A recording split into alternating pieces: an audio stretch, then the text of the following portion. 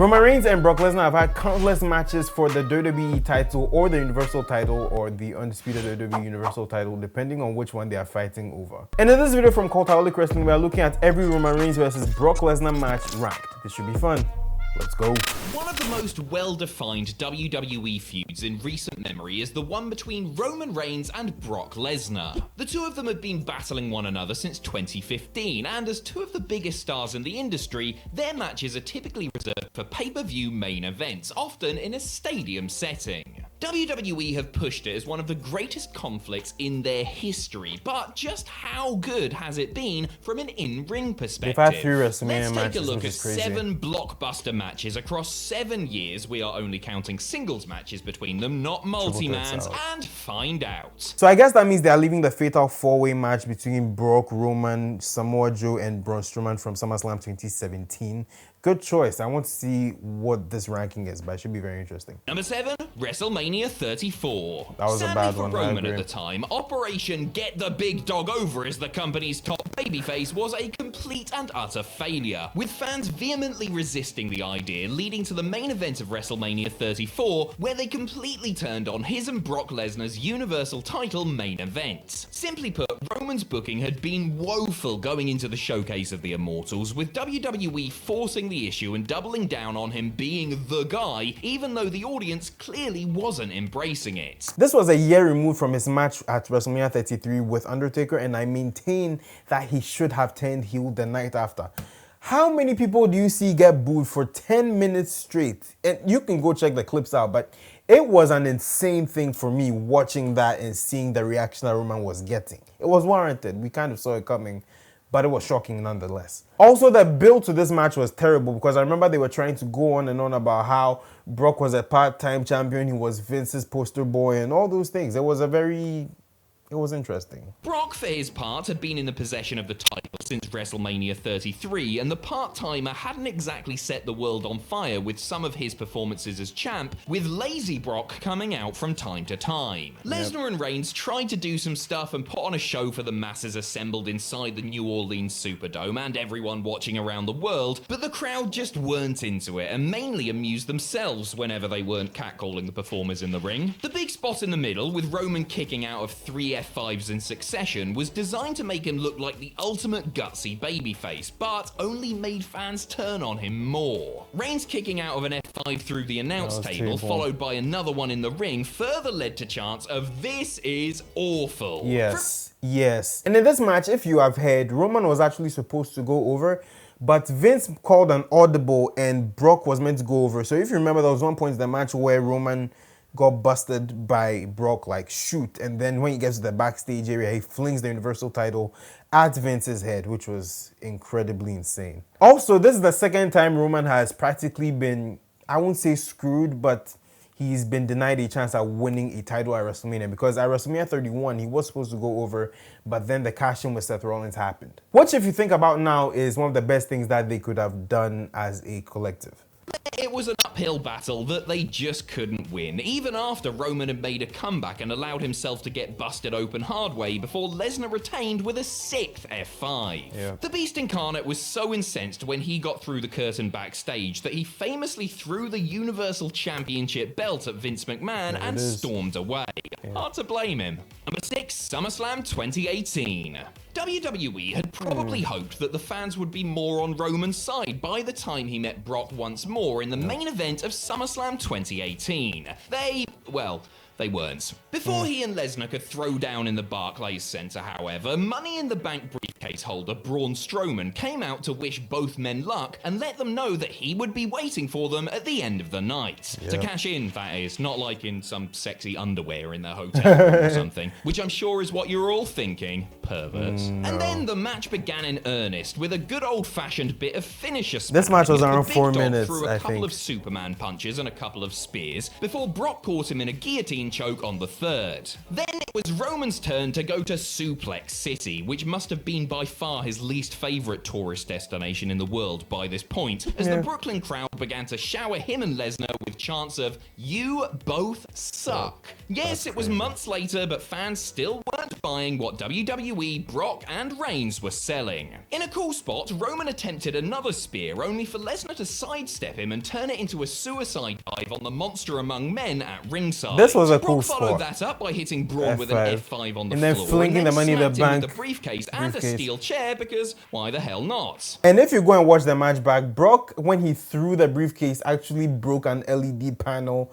on the stage. It was crazy. Here's why the hell not, because that distraction was enough to allow Reigns to hit another spear and bag the Universal title to a typically polarizing response. Number 5, Greatest Royal Rumble. And this is the ring that led to Roman having to vacate the title because he had his bout with leukemia again. WWE's first event as part of their deal with the Kingdom of Saudi Arabia was 2018's Greatest Royal Rumble, a WrestleMania-sized super show headlined by the first ever 50-man Rumble. While the Rumble itself went on last, the show was littered with other major league bouts, including Brock Lesnar defending his Universal title against Roman Reigns inside a steel cage. Coming less than 3 weeks after the WrestleMania 34 mess, it's fair to say that the world wasn't craving another encounter between these two men so soon, but the crowd in Jeddah seemed to enjoy what they saw. Their match was more of the same move spam, but, you know, in a cage, so that's cool, I suppose. After the German suplexes, F5s and Superman punches, Roman tried to escape, only to get a vicious elbow in the face, then Brock tried the same, only to be powerbombed down. The F5 and spear kickouts were already played out by this point, though the big dog did look like he was having an absolute blast, battering Brock with a chair before spearing him through the side of the cage to the floor in a striking finish. Unluckily for Reigns, though, the Beast hit first and thus retained his title. Now you can look at it one of two ways in my opinion. The first is, yes, Brock's back did hit the floor. It was more of the cage door than the floor if you really go and look back at it. But the second thing is that Roman's feet hit the floor first. So it does make it a little debatable. I don't know. I think Roman should have won that match still, because they say with both feet landing on the floor when you escape the cage. Standard WWE rules.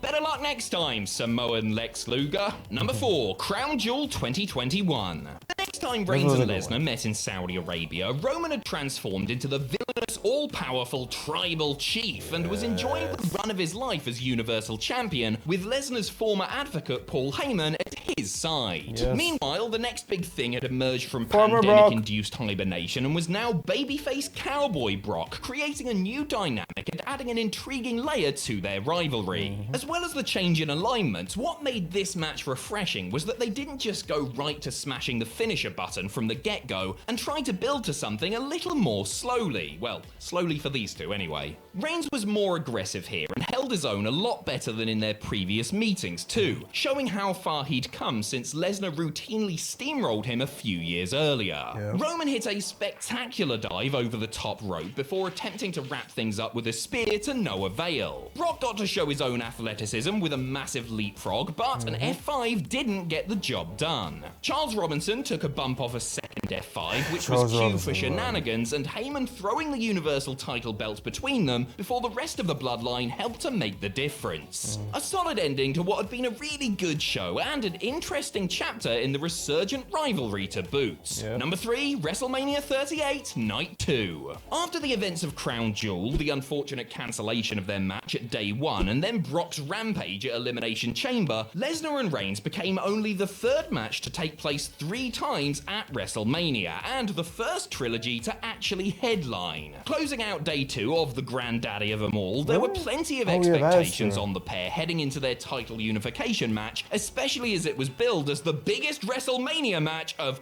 all time. But was it as stupendous as promised? Well, actually, it was suitably epic, and by this point, Brock and Roman were very well acquainted with one another and had developed a winning chemistry. Much better than their effort 4 years prior wire, this was a worthy way to close out Mania festivities, even if it didn't feature anything especially earth-shattering, though it was literally barrier-breaking, I suppose. Yeah. The crowd were 100% with them this time too, cheering Jolly Lesnar on as he threw suplex after suplex with glee. There were more spear kickouts, F5 kickouts, a ref bump, and a good story told as the head of the table got more and more desperate, resorting to underhanded tactics before unifying the titles with a final spear. And that's the thing with this match, is I don't think that the spot that Roman hit Brock with the title should have been included.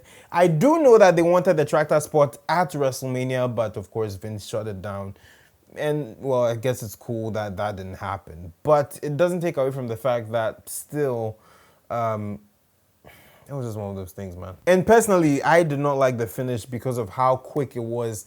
You know, it was so abrupt because Roman was selling an injury at the same time. So that was something. To WrestleMania 31. The first ever meeting between Brock Lesnar and Roman Reigns was also one of their best. This was Second the best, best, just one in of the case you best weren't paying ones. attention. Closing out WrestleMania 31, the Big Dog was attempting to dethrone the WWE Champion, who had been on the warpath since ending The Undertaker's WrestleMania winning streak a year before. To show just how far Roman had come since then, at WrestleMania 30, he was tagging with The Shield in a quick six-man against Kane That and lasted the about New 4 Age minutes, Outlaws of or all 3 people. minutes. It was now crystal clear that WWE saw Reigns as the man to lead them into the future, but his road to the top had been turbulent as fans still favoured others, particularly Daniel Bryan, ahead of him and were rejecting the mammoth push that he was receiving. On the night though, Roman shrugged off the boos and held his head high as he took a serious beating from the Beast Incarnate. Oh, yeah. Put simply, Brock manhandled him out there in the way that only Brock can. Any attempt at a comeback shut down almost immediately by our Viking Space Lord. Lesnar got busted after colliding with the ring post, but right as Roman was starting to rally, Brock cut him off with an F5. And that was the cue for Seth Rollins to sprint down the long ramp to the ring and cash in his Money in the Bank briefcase, turning the bout into a triple threat. The Architect then survived a scare and curb stomped his fellow former Hound of Justice to bag his first WWE title. The cash-in is obviously incredibly memorable, but let it not be forgotten that Lesnar and Reigns were having a banger before it all went down and Seth stole the show. Yep. Seriously, don't forget about that, lest Brock Lesnar find out about it, put you in the front loader of his tractor And and tip drop you you over. from the sky. Yep. Speaking of, number 1, SummerSlam 2022. Good segue. Yes, it is the match that will forever be known as the one where Brock Lesnar drove a tractor to the ring and then jumped off the tractor onto Roman and then put Roman into the tractor's front loader and dropped him into the ring and then used the tractor to lift the ring off the ground and send Roman tumbling outside the ring. And also the match where Roman has one of the smoothest mic catches I've ever seen in WWE. Probably the only one I have seen. Really, the tractor was the star of the match, but I suppose Brock, as its operator, did his part as well. In all seriousness, this last man standing match for the WWE Undisputed Universal Heavyweight title was absolutely tremendous fun and much different from any other match between Lesnar and Reigns. Without many, if any, restrictions and able to use whatever they wanted as a weapon, the two warriors excelled, and aside from the farmyard equipment fun, used the steel stairs, broke tables, and even used the remnants of a table in their attempts to generate a 10 count. If there is one criticism that can be leveled at the match, it's that everything after the tractor destruction was a tad anticlimactic, but to give credit where it's due, Brock and Roman had the stadium crowd on their feet the entire time, and Lesnar looked like the world's best babyface as he refused to stay down World's and kept best getting to his simulator feet while player too. battling the odds. Oh, and F5ing Paul Heyman through the announce table. That certainly helps. In the end, it took Reigns, the Usos, a failed theory cash-in, and Brock literally being buried under a pile of heavy debris for the champ to retain. After Absolutely. this spectacle, it feels like if WWE are going to book yet another match between these two, it needs to be a tractor fight on the roof of Cobo Hall.